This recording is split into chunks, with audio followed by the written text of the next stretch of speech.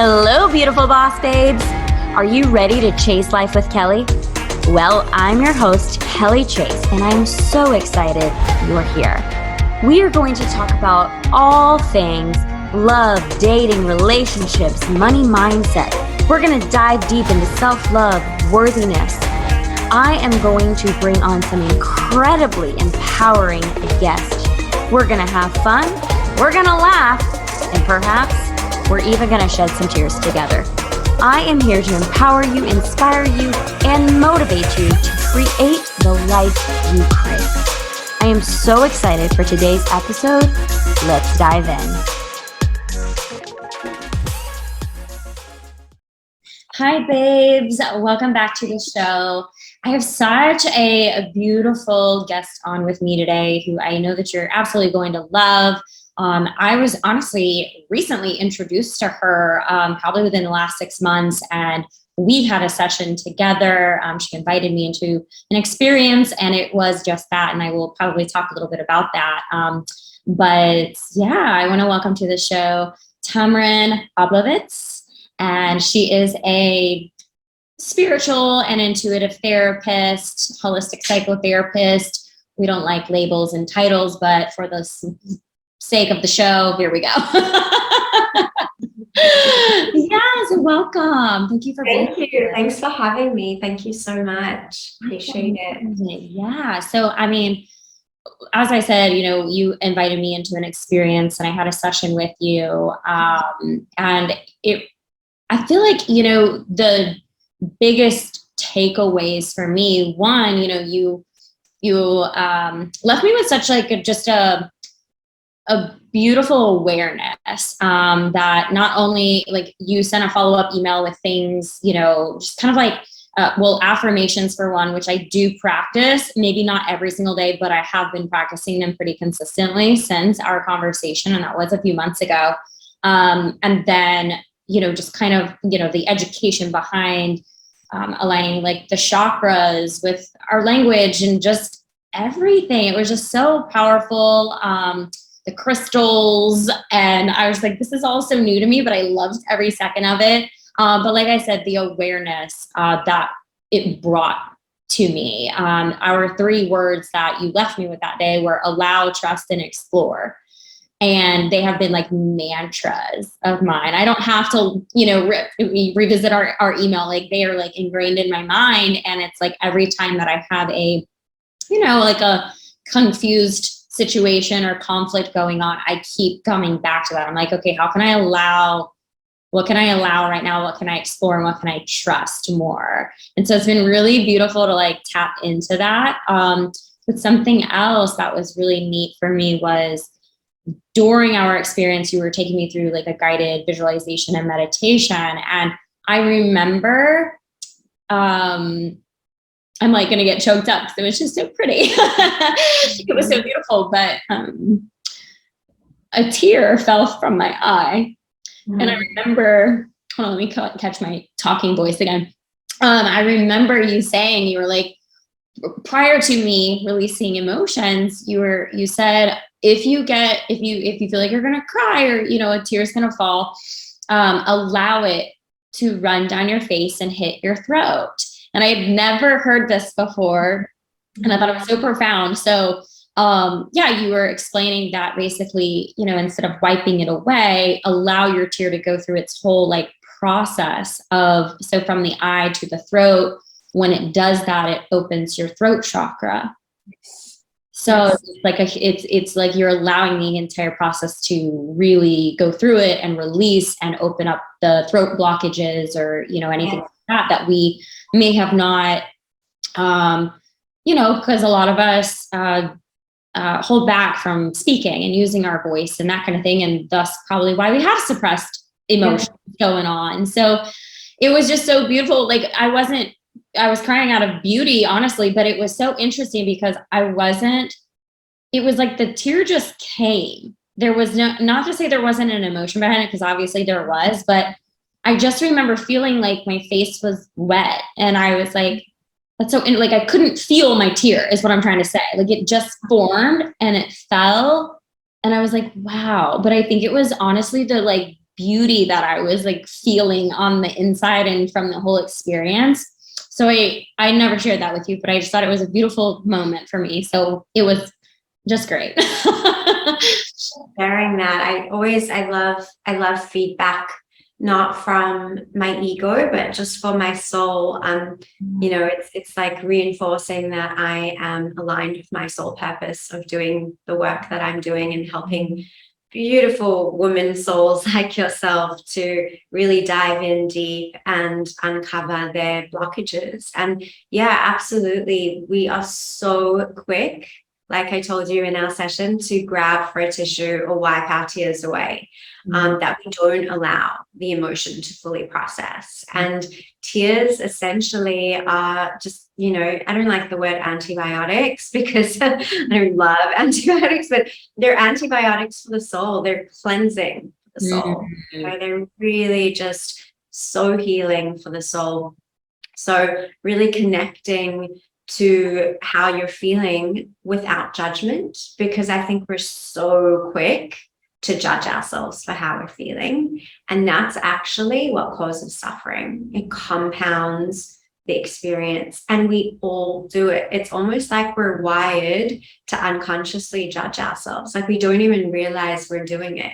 So allowing those tears to just gently fall down our face and hit our throat chakra without wiping it away. We're saying, hey, I'm not judging anything here. I'm just allowing. Yeah.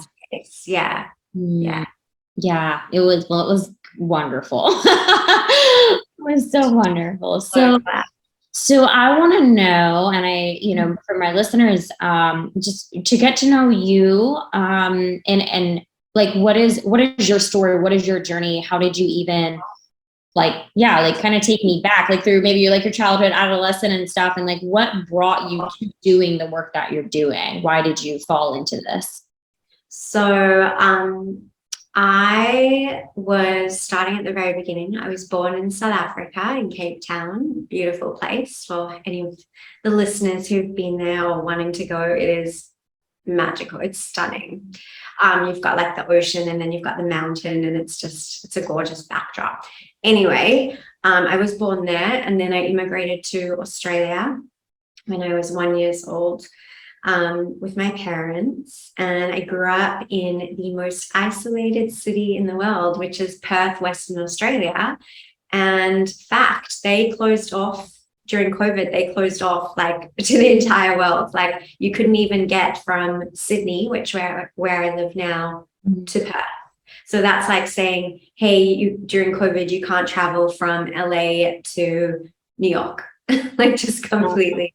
Yeah. So it was very isolated. And I say that because I think that created a foundation for who I am, that isolation, and then, growing up and kind of wanting more. It's such a beautiful, beautiful place. And I had a beautiful upbringing in many ways. But I think when I reached the age of like 18, I was like, I want more. So I actually moved to the US, and I lived in the Bay Area for like a year, and then I moved to New York for 2 years, and then I was in LA for 9 years. Oh. So I was in LA for quite some time, and I loved it. And when I was first living in LA, I was working at like a social media startup, and I was working a lot with, the Kardashians directly, and just doing a lot of brand endorsements through Twitter. So this was before Instagram endorsements were like even a thing. It was like, 2011. So this was like a while ago. And I was doing that, and I was finding that I was really like loving the client facing aspect of everything, if that makes sense. So I was like really enjoying, talking to the clients and meeting the clients and having meetings. And I was enjoying like interacting with people. But the job in and of itself, like there was something missing. There was like just like this void. And so I was playing around with psychology kind of in my mind. And I had actually had an undergrad in psych in Australia. And so I then decided to leave my startup job, and I went back to school. So I got my master's in clinical psychology, and it was just the best thing like one of the best things I've ever done. Like I thrived. So, when you go to college and you're just like, I'm doing this like because like I'm doing it to get a degree. I feel like, but I was like that too with my undergrad. Yeah. And then when you willingly choose to go to expand in an area. So when I went willingly to go to grad school to get my master's in clinical psych, I was just like, I couldn't get enough. I was like loving writing all of the papers. I was like, who am I? When you love what you do, or you love like what you're learning, it's just, you want to eat it up. You want to like absorb it, So that was an amazing part of my life. And just getting like a little personal, I was actually married at the time, and the marriage wasn't going so well. And what actually happened, I believe, is that through my master's program, they really asked you to kind of delve deep. And they said to you kind of in the first couple of weeks, if you're not willing to look at yourself and your stuff and the stuff you need to work on, you're not going to make it as a therapist. Like you need to do so much inner work before you're able to hold the space for others to do their inner work. And I was just like, yeah, okay, like whatever, I was just like, I don't really know what that means at the time. Like professors are telling you that. And as the program kind of evolved and I got, more entrenched in it, I then started to kind of question a lot of what was going on in my life. And I started to see like patterns that I was engaging in. I started to see like my relationship patterns. I started to see that the marriage I was in wasn't necessarily, healthy or aligned with, where I was wanting to go. So that actually ended up in me getting a divorce. And I got married when I was really young. And I'm so grateful for that experience. I'm like really, really grateful. As painful as it was, it got me to where I needed to be. And so then I finished my master's, and then I was training at, various clinics in LA, getting my hours done. And then I kind of finished all of that. And then I got to a point where I was just like, it was almost kind of sudden, but I was like, I am not really vibing with LA anymore as a city. Like I love the idea of it, and it's got so many things going for it. But I think I was starting to feel that void of family. And so I moved back to Australia. And soon after I made that decision, I met my now husband, which is pretty amazing because like the universe was just like waiting for me to press the trigger button and like moving. And now I'm really happily married. And when I moved back to Australia, I was kind of figuring out what I wanted to do career-wise. And then I just realized, if I want to continue the route that I was going in terms of like being, a clinical psychotherapist, I'd have to do my hours pretty much all over again here. So that was also a blessing, because that was like a detour and it was a redirection, because then I was like, okay, well, what can I do? Because I have a degree, I have all this training and experience. So I decided to pivot, and it was the best decision as well. So I pivoted, and I pivoted into a more holistic, spiritual, energetic kind of realm of healing. It's not as woo-woo as it sounds. I've really fused the clinical and that psychological side of things with a more spiritual and holistic side of things. And I've just kind of merged the two. And it, resulted in Empower Her Healing being born. And actually, I was in Bali a couple of years ago, and I was sitting in a women's circle in Ubud. And Bali, for anyone who's been, is just, it is literally eat, pray, love. Like it is that vibe, and it's amazing. It is, I can't wait to go back. But I had, I feel like I channeled kind of some guidance in that women's circle. And I just heard this voice that said, you need to work with women and you need to help them. And so then I just started to explore and go within and like what that would look like for me. And then Empower Her Healing kind of really just took off after that point. And I'm just so blessed. I love what I do. It's not easy, but I love holding the space for women, you know, to really connect to their inner voice, to reclaim their inner power, and to really remove, clear, and release those blockages that are preventing them from becoming their highest self. Yeah, so that's the long-winded version. Yeah, try to bridge it a little bit, but yeah. Yeah, no, I love that. Okay, so when you said that you do, kind of combine the clinical side and the spiritual, holistic side, what even got you into the spiritual holistic? Like what was that like for you? So I've always been very spiritual. So from the age of 7, I was asking like crazy existential questions, such as like, what is the meaning of life? I remember asking my parents at 7. Yeah. So, I know, I think about that now and I'm like, that's wild. Like a little 7-year-old asking me, Mom, Dad, what's the meaning of life? So I was a very deep soul from a young age, and I was always an empath and an HSP, like a highly sensitive person. And so I think my spirituality, you know, kind of just evolved, and, you know, I wanted to learn more, I wanted to read more. And it just felt right to combine a part of who I am and what I feel aligned with, which is spirituality, with something that I'm trained in as well. And so yeah, I don't even like the word spiritual anymore as a label, because it's become so like murky. Like what does it even mean to be spiritual? Like it's a way of feeling, it's a way of, you know, being, you know, it's not, anyone can kind of say that they're spiritual, and anyone has, you know, the right to say that they're spiritual. So spirituality takes on different forms, but it's such a loaded term nowadays.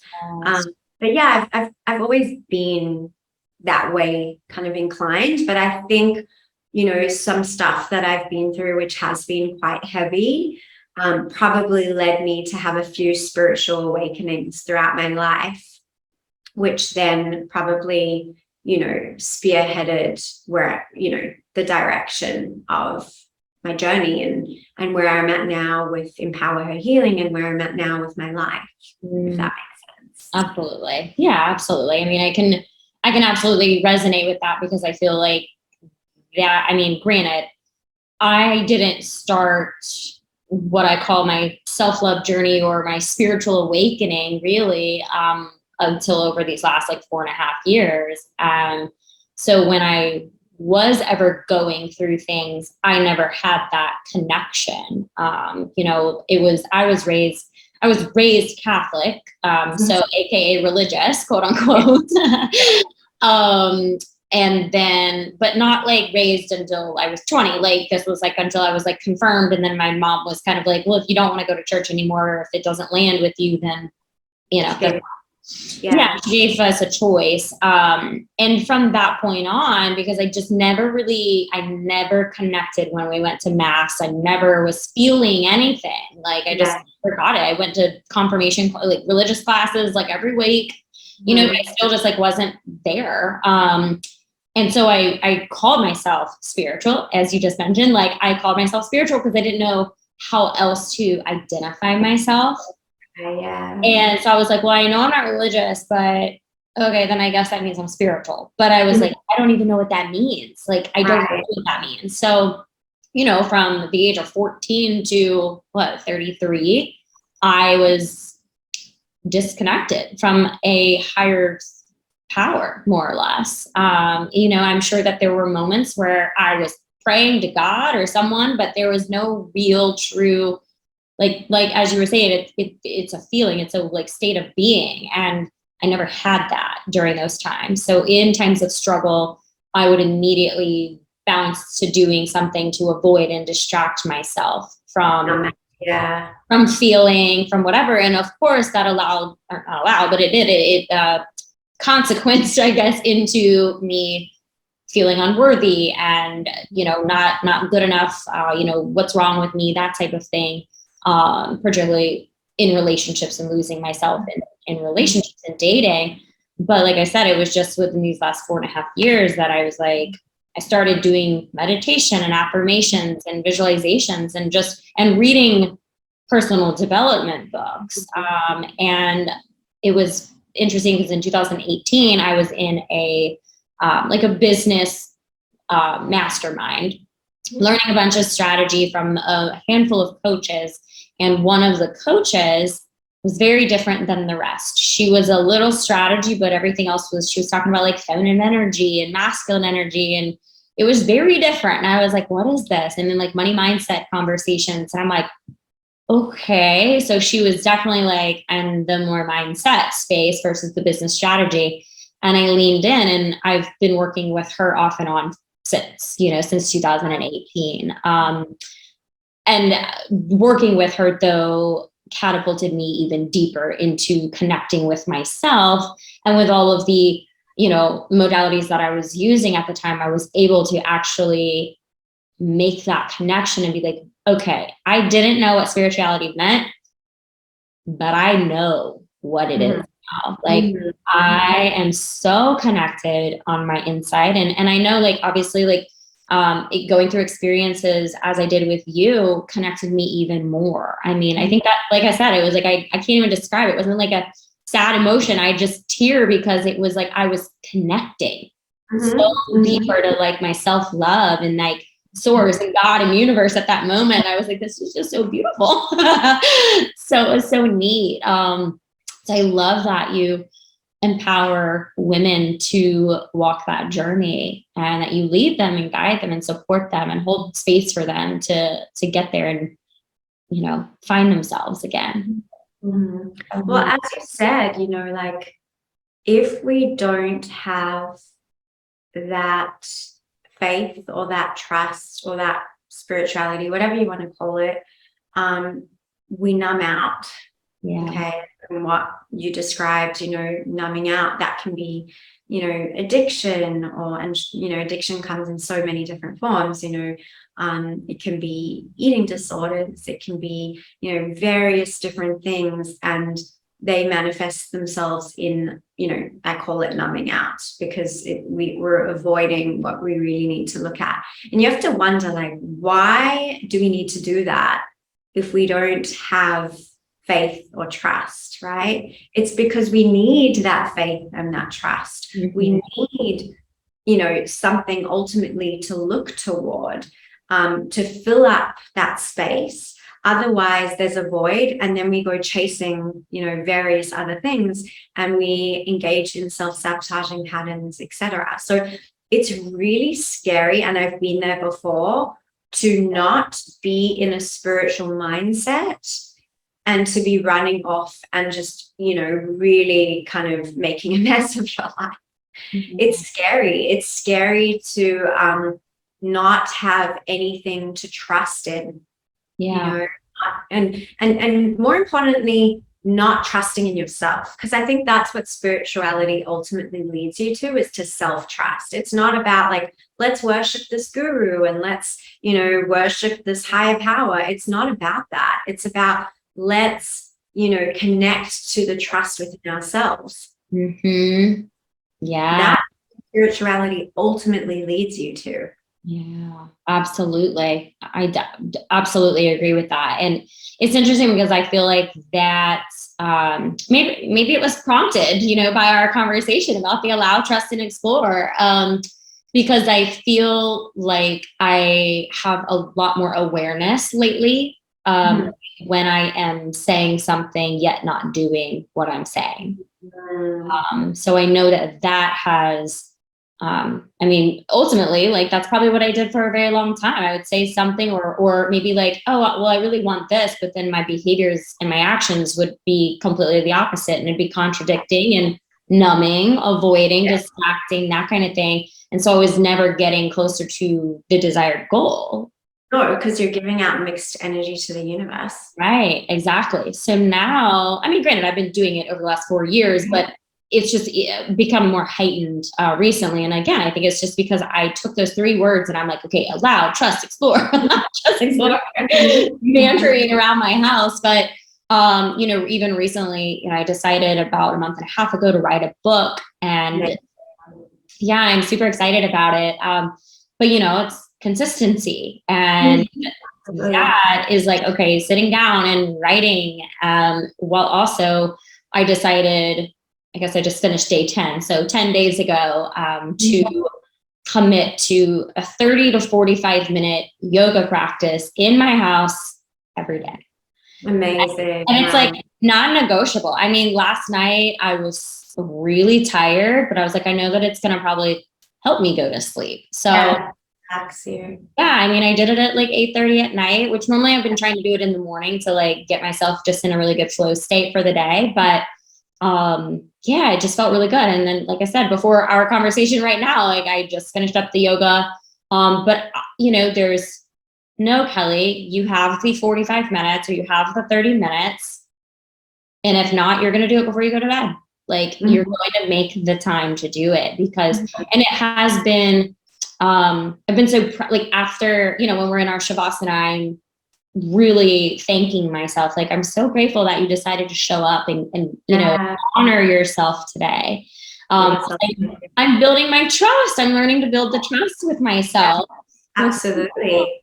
Really beautiful. It's really, really beautiful. I think like to build on what you just said as well, it's like, it's not about like, oh, I have to check this off my list. I have to do this. It's like, I want to do it because of how it makes me feel. And I want to give myself that gift. So taking the pressure off. And I know as like, I think you're the same, but that perfectionist tendency or that type A personality, you kind of want to be like very rigid in some things that you do. It's like all or nothing, right? So it's about, creating this mindset of like, well, yeah, I'm tired, but I really know that this is going to make me feel better. And it's not because I have to do it today, but it's because I want to. And I know my soul's going to thank me for it. I know my mind's going to thank me for it. I know my spirit's going to thank me for it. I know my body's going to thank me for it. So it's about, taking that pressure off and being like, well, again, trusting yourself, trusting what not you need to do or should do, but what you feel like doing.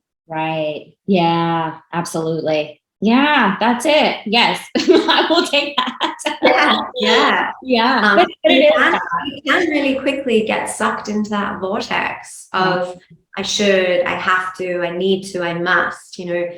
I will tell my clients, like, write those words down and cross them out. Right. Literally take them out of your vocabulary list. And we all are guilty of saying them so often we don't even realize. And that's the power of language. There's energy to what we say. So, I need to, no. I must, no. I have to, I should, all of those have to go. Garbage. Go. In the trash. Sorry, I should use trash. Probably most of your listeners are from the US. I've gotten like so Australianized again. It was like trash, and now I'm like garbage, trash. I say garbage too. Yeah. And something I also wanted to say about, just because we're talking about spirituality and what it means, and is that something to be aware of, and I know that, I'm sharing this because this has personally happened, is that when you delve more into spirituality, there's a little bit of a point where you often go too far on that side, and what happens is you start to spiritually bypass. And what that means is that, let's say something unpleasant happens to you, and you go very quickly to, it's meant to be, it's okay, it's all happening for a reason. I trust in a higher power. And I feel like timing is everything, because if you do that too quickly, you're spiritually bypassing. You're not creating room, you're not creating space to process or to honor how you authentically feel. And in the moment, you might be feeling grief, you might be feeling pain, and you cannot bypass that. You can't spiritually bypass that. It does not work. Right. It doesn't work. So something to be really mindful of, on one's spiritual journey. And I know that it's happened to me before, where I've gotten so much better at it, is really creating space for me to sit in my pain and with my pain. And in that discomfort of not knowing, or, anxiety or whatever is coming up, or fear, and not being like, okay, like, let's just erase that. Let's not go there because it's uncomfortable, but let's go straight to the good vibes only, or like feeling happy, love, and liked, like there's a fine line there. Yeah. Yeah. I hear that. Yeah. Because it's going to, if we bypass it, it is going to pop back up for us in some 100%.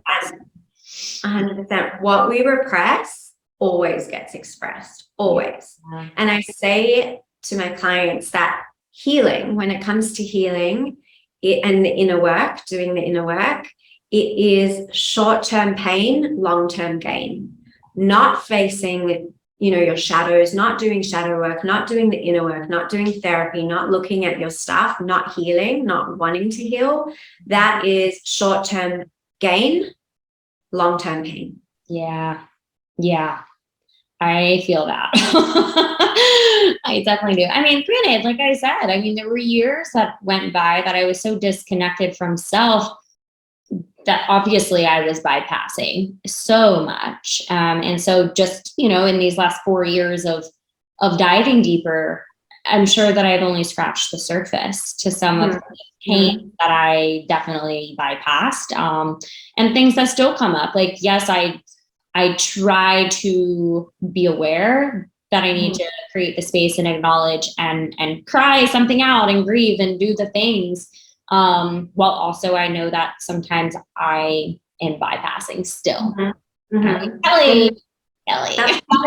Human, we all do it, it's no one immune to that. I think what's important is also looking at those past versions of ourselves, that past version of yourself who did spiritually bypass like too much, and cultivating compassion for her. And saying like, I forgive you for doing that because that's what you needed to do at the time, with the resources you had, with what you knew, with who you were. That's what you needed to do, and that's okay too. Yeah.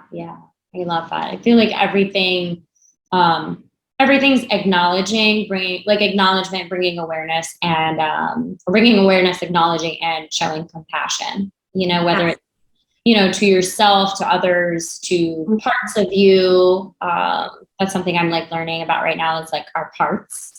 Yes. So that's been very helpful at identifying, again, some of those pains that maybe I was in the past more quick to bypass. I'm like, okay, like that's not, like I'm frustrated right now. Let's acknowledge and tend to that.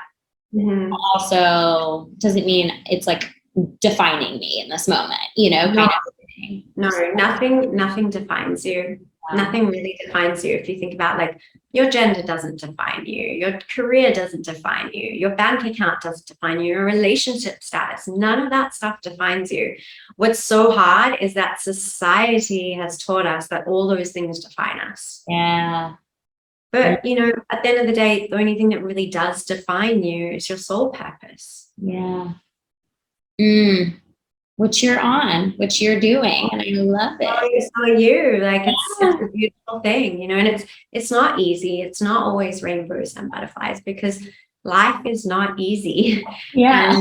And, we cause a lot of our own suffering. We really do self-inflict that pain. Without realizing it most of the time. It's unconscious, but that's kind of where I come in with my clients. Is I really aim to create that shift where people kind of have those unconscious thoughts or unconscious patterns, and I aim to kind of bring it to their consciousness so that they're like, oh, okay, I've been doing that, I need to shift. I need to shift how I do things. Absolutely. Is there a specific type of client or type of woman that you work with, or do you accept anybody? I accept anybody, except if someone was probably actively suicidal or had like suicidal ideation. In the past, when I was kind of working in clinics and more on the, clinical psychotherapist route, or in that sphere, I would see people who were actively suicidal or had suicidal ideation. But I feel that like the work I do probably isn't aligned with that so much. I feel like the level of care that person would need would probably be a team. Like, you know, I might see them, but I would require that they have a psychiatrist, and maybe even a clinical psychologist that they're seeing like twice a week, and then me that they're seeing weekly or, you know, on a frequent basis. So I wouldn't take on the responsibility of seeing someone like that, if that makes sense. But other than that, you know, my clients have eating disorders, they've had sexual trauma, they've had, you know, spouses who've killed themselves. You know, I've got some really heavy cases, but then I've also got cases that aren't as heavy, where it's just really working with their inner child wound, and connecting them with their teen self and their, you know, inner child, and, you know, past versions of themselves to really step into the best and highest and most powerful version of themselves today. So in a nutshell, yes, I mostly do see all types of women, and a lot of men have asked if I'd see them, and I've spoken to my husband. I'm like, oh, should I see men? He's like, but then like it's not empower her healing. And he's like, that's not why you started it. And I love that he reminds me of that, because it's so easy for me to get caught up in like, I want to help everyone. And like, if I have a client and they want to refer, you know, their spouse or, you know, a male, it's like, I just want to help. I just want to help heal. But then I have to remind myself, like, that's not why I started this or created this. So it is just working with the feminine energy for now, with women for now. Yeah. Yeah. I love that. Could you offer, I guess maybe, I know every client that you work with is different and they have their own unique stories, of course. But maybe is there any, and I want to say like common theme that you see, a common pattern that you see on a regular basis that you could speak to give some tips or advice on how someone could work through that now? Yeah. I think that as women, we have a really strong inner critic, and I see that across the board. You know, I see how critical we are with ourselves without realizing it. So what does that inner critic do? It translates into low self-worth. It translates into distrust of self. It translates into self-betrayal. You know, getting into relationships that might be, I don't love this word, but I'll use it, toxic, or getting into, you know, relationships that don't serve us, or they do, but, you know, they're not aligned with our highest self. So that's probably like the main pattern or theme that I do see among women or among my clients. And, you know, as an overall kind of tip or guidance, I really just try and get them back to themselves. So I want them to come home to themselves. Okay. We're so focused on the external and, you know, oh, he rejected me, or he ghosted me, or he did this, or this happened in my past relationship. And it's like, okay, but that's all a reflection and a mirror of you. Okay. So again, fine line, you can't blame yourself. So oftentimes people will take that as like blame, or, you know, like going to the extreme of blaming themselves for what happened. But remember, nothing happened to you. It happened for you. It got you to exactly where you needed to be, even though it was so painful. But, you know, coming back to that place of what was my role that I played in this? And how did my distrust in myself show up? How did that, you know, convert to self-betrayal? How was I not showing up for myself fully? How was I not valuing myself? How was I not connecting to my inner voice and my intuition? You know, we're living in a world, Kelly, where no one trusts their intuition. No. We're trusting everything else outside of us. We're looking to everyone else to guide us, when we actually every single one of us have the answers within. It's just too noisy to connect to that. So, you know, my guidance involves getting a little quieter, slowing down a little bit, going within, and allowing clients to come back to themselves, coming back to that worthiness. Because when you think about it, when you were born, when I was born, when all of us were born, we weren't born with an inner critic. No. So yeah, our mothers could be, severe inner critics, and to an extent that is energetically passed in utero. Okay, so that is passed down. But ultimately, when we exit the womb, we don't have that inner critic. That happens as we grow up. Yeah. So it's about coming back to that newborn state. Yeah, like remembering who you were then. Because that's still who you are now. Yeah, right, exactly. Yeah. And then you're able to, like you said, connecting to self and really being able to see how much power you really have. Exactly. Yeah. Exactly. I love that. I love that so much. It makes me so happy. I mean, that's what you did with me, So, just helping me recognize some things that, I was bypassing or looking to the external, or where mental confusion was was happening for me and all of that. And it was just so beautiful. How did you, I love that you said that too, that the inner critic thing, because I feel like every single one listening, every single of my listeners can agree with that. And as well as I can, granted, I think that's why like the last couple of years I had been in such a state of like I said, mental chaos in a sense around my identity, since Love is Blind had aired, because of the inner dialogue that I was having, and just the shoulds and how I should be showing up, what I should be doing. Oh, they're doing that. Maybe I should be doing that too. And just constantly like, what am I doing wrong? What's wrong with me? It was probably the underlying message that I kept going back to. But when you think about it, the position you put yourself in to be on, a reality show, you're going to feed that inner critic more, because people outside are going to criticize you as well. Like that's kind of what you're signing up for in a sense, like you want to believe that people are going to be rooting for you. And I'm sure people did. I'm sure majority of people rooted for you, but we're all human, and it's never going to be 100% of anything all the time, right? So there might have been 5% of people who were criticizing you, and you're, opening yourself up to that energy, which will then fuel your own inner critic more. Yeah, absolutely. Yeah. And as much as we can put the blinders up and everything, you still see things, or you still hear some things. You feel that. You feel it. It's energy. Yeah. Yeah. You feel the energy. Absolutely. Yeah. So good. What, I was going to ask you one more thing about,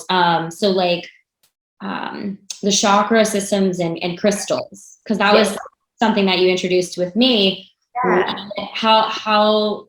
Why is that important, and how do you I guess you utilize that in your sessions with your clients? Like how did that become a part of a modality, I guess, to introduce? So I think in Bali at the time when I received kind of that message that I needed to guide and help heal women, or help them on their healing journey. And I knew about chakras before. I kind of like dabbled in it. But then I just really felt so drawn. Like it was like just this gravitational force. I felt so pulled to learn more about it. And so, I just immersed myself in learning about the chakras and the chakra system. And for those listening who don't really kind of know what it is, I'll just give a quick download. So we have 7 chakras within the chakra system. And I like to think of them as energetic centers within our body. And I always tell people who aren't familiar with the chakra system, or maybe they've heard of the word, but they don't know what it is, that it's really not woo-woo. It's actually scientific. It's just not westernized. Okay. So in Eastern medicine, like actual medicine, the chakra system. So like in Ayurveda, for example, which is Indian medicine, they go off of the chakra system a lot to diagnose and to, help heal people with medical conditions.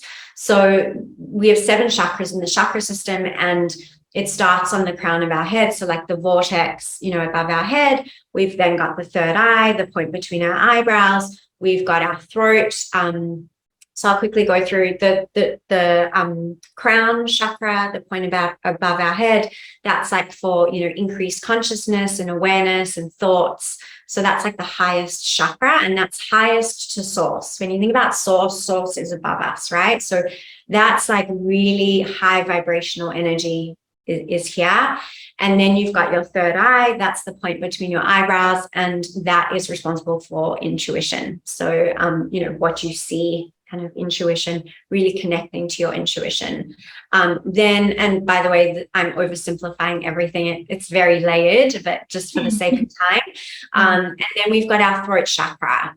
So that's obviously in our throat. And that is responsible for communication, our inner voice. How are we speaking up? How are we not speaking up? How are we trusting our voice? How are we communicating or expressing ourselves, or, asserting ourselves, etc. And so that's obviously at the throat. And then we move down to the heart center. We've got our heart chakra.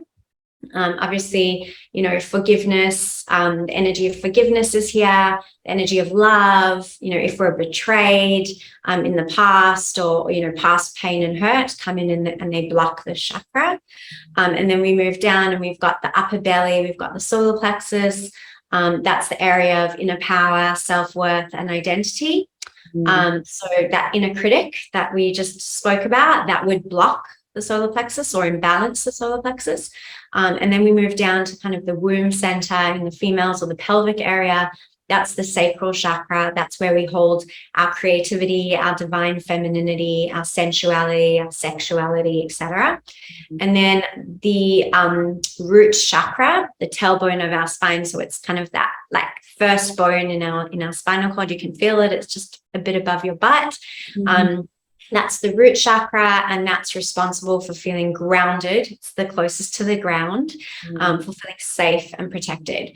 So oftentimes, people with childhood trauma, so like childhood sexual abuse, would have a blocked or imbalanced root chakra and sacral chakra. Okay, because sexuality, root is for feeling protected and grounded. When someone is highly, highly anxious or fearful and doesn't feel safe in their body, that to me signals a blockage or an imbalance in the root chakra. Now, all of these chakras are aligned with different colors. So people have probably seen those diagrams with the different dots or the different colors. So color therapy or color visualization can help to unblock or balance the chakras. And then, like you said, crystals, how are crystals relevant? Well, each crystal holds an energetic power, and each crystal has a color, and they, align with different chakras in the body in terms of healing. And, holding maybe a green, aventurine crystal on our heart center will help balance that. Or even, I know it's not the same color, but a pink rose quartz is for the heart center. Then you'd have like yellow citrine, or a yellow kind of crystal for the solar plexus chakra. So all the different colors and the different crystals really help to balance the chakra system. But again, that's oversimplifying things, but it's such a powerful system when you start to understand it. And a lot of Western medical conditions like IBS, Crohn's, digestive issues, oftentimes, if a client has a blocked or imbalanced solar plexus, the first question I'll ask them, do you have anything going on with your stomach or your digestive system? And 99.9% of the time they'll say, yes. Like, how do you know that? And I'll explain how. And then for that 0.1% who says no, they'll always come back later and they'll go, hey, Tam, you know how you said you asked me, did I have digestive issues? And I said, no, well, actually I do. And I didn't, put it together. So there are different medical issues or conditions that are are relevant to each chakra. So I know I kind of rushed through that, but I wanted to kind of do a 101 of the chakras. So for those who don't really know what it's about, but it's really powerful once you begin to kind of harness the understanding of it and really dive in deep. And you start to connect to what's imbalanced within you, what's imbalanced within your body, how feelings manifest itself in your body and how they can cause blockages, etc. Right. Absolutely. I love that. No, I'm glad that you touched it, even the little bit that you did on every single one, because I'm like, yes. I mean, it makes so much sense. And chakra system and crystal healing work has been introduced to me. My sister probably was the first person to introduce that to me. But I didn't really, but I wasn't, available to listen or learn or whatever at the time. You open to it at that time. Like it wasn't for you at that time. And now you're at a point where it's like you're open to it and it feels more aligned with. Yeah, absolutely. But I'm speaking to, our experience. That was something in our, follow-up, in the follow-up email that you had sent me with all the affirmations and just things to bring awareness to. And then you were like, maybe eat, suggested food colors to eat to correlate with the chakras that you felt were blocked or imbalanced. And then also particular crystal colors also. And so, so it's been really neat, but it's granted, I do eat pretty healthy already.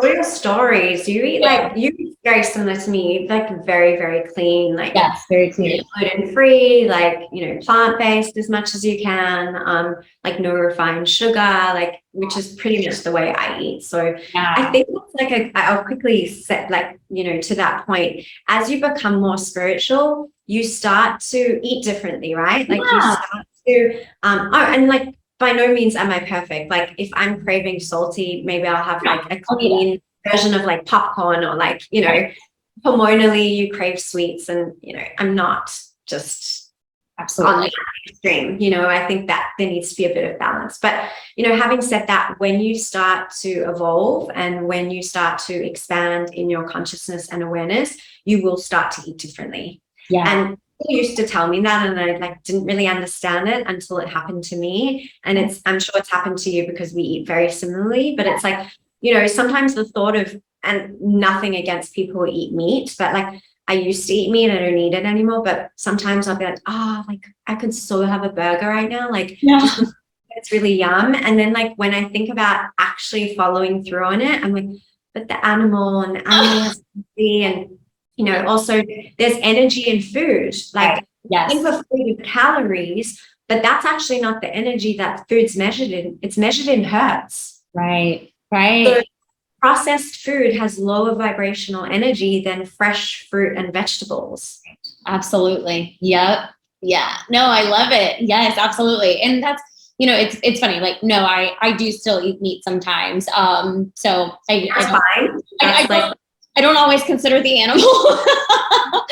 Probably fine as well. Yeah. Yeah. But I am aware of the energetics behind it and, the suffering of the animal and, the malicious killing of it and all that, but there's no wrong or right. Like I was definitely not saying that as a judgment. I was just saying like for where I'm at and what works for me. But like, people eat meat and that's totally okay. That is not wrong. That is not, they're not doing a bad thing or the wrong thing. Just for me personally, like I can't go through with it anymore. Like it's kind of good. Like I think back to the day of In-N-Out burgers and I'm just like, yum. But, everyone does, I think, what works for them. And I think that's where this spiritual community's gotten a really bad rap over the past couple of years, especially because it can get really judgmental. And that's the antithesis. That is the opposite of what spirituality is about. It's about acceptance. It's about saying, hey, Kelly, you eat meat. That's awesome. That works for you. It doesn't work for me. I honor where you're at in your journey, and that's great. Absolutely. Absolutely. But it was like interesting because when you had sent me the form or the follow-up email and you were suggesting the certain foods, like, again, because I feel like I'm, just more spiritually evolved, I do already maybe intuitively feel I go to the grocery store and I'm like, my body is craving 10 green vegetables today. Yes. Like, and so that's how I grocery shop, but, and so it was interesting because I think it was greens and yellows were what you had put on there in particular. And so that was just interesting to me because I'm like literally I just went to the grocery store the other day and I'm like, I bought zucchini and Brussels sprouts and kale and like all the things and arugula, like all these greens. And then I'm like, okay, Kelly, do you have any yellows in your house? And I'm thinking, I'm like, I have potatoes and I have spaghetti squash or something. And I'm like, let's put something else yellow, or maybe that's just good for right now. My potatoes and squash, but it was so interesting. And then I have, because I am getting a little bit more into like the crystal work, or just, it just makes me feel good. I guess I already had a few crystals. So, but I think it's not citrine that I have, but it does start with this. I think it's like, I don't know, I don't know. It starts like a CH, but it's a yellowish crystal. Chronodite. I don't know. I'd have to. There's so many. There's so many. Yeah. But it was so interesting. I went to this gem show with my sister a handful of months ago, and I was drawn to these like chunks of yellow crystal, and I was like, I have to get them. I have to get them. And what is amazing though, because after like our session, you mentioned yellow crystal for my my solar plexus. And although as clean as I eat, that's where I have held a lot of my, I have digestive issues. I've had digestive issues for a really long time. No matter how clean I eat, there's still something there. And what I have learned through everything, even my sister and whatnot, is the awareness when I am emotionally triggered, my gut contracts immediately. Like, so if I'm in a high state of stress or just like a sudden stressful moment, my entire gut clenches. And I'm like, okay, so the like gut mind or the like mental and gut health are so connected. And I'm like, so I'm like, maybe I don't have gut issues. Maybe I have emotional issues, but they're just in my gut. And so I've been like working. The gut issues are just a manifestation of what's going on emotionally and energetically. So it's been, I have been very consistent with just right when I wake up in the morning, I just put my yellow rock on my belly. Amazing. I love that. And again, you're not doing it because you need to or you have to, because I said you should. You're doing it because you energetically feel drawn to doing it. You intuitively know what's right for your mindset, for your body, for your soul. Yes, exactly. Yeah. So it feels really good. Yeah. It's great that you said that earlier when I was like, I was really tired, but I know that I needed to do, or maybe had to do the yoga or whatever, because just hearing that, now I'm more aware of, okay, Kelly, you're right. Like, because I have been in the state of, no, I know I'm going to feel good by doing this. I do lead a lot of my actions through what I feel. And because we're so habitually, programmed to use that language of I should, I need to, have to, it comes up sometimes, and so I like being called out on it. I gently called you out on it. No, but I'm excited that you did. Good. It's something to just be, conscious and aware of, and we all do that. Like, I need to go work out today. It's like, no, you don't actually need to. Do you want to? Do you feel like it's going to make you feel better? Can you connect to the feeling after you work out? And that feeling is always that high of that like great feeling. Connect to that and then tap into, do I want to work out? And then chances are you probably will, but it's like, if something's coming from a need to, there's an energy of resistance that's in that. Absolutely. Yeah. I love that. Oh my gosh. I'm like, I want to learn all the things. You're absorbing it all. We're all here to learn, right? Like school. It is. The school of life. Life is a school. School of life. It is. It's so beautiful. Well, before we wrap up, is there anything that maybe I didn't touch on that maybe you want to expand on or say or leave words of advice or anything? I feel like we touched on so much, and I'm so grateful that you gave me this platform to share. Like, I really feel like I'm stepping into more kind of, like I'm starting to manifest, like I want to run conferences for women and more events and more podcasts. And, I'd love to also write a book someday. I'm kind of just putting that out there because I feel like I'm not ready to, just where I'm at in life right now. But so I really just thank you for giving me the platform and the space to share. And I feel like we touched on so much more than I thought we would, which is great.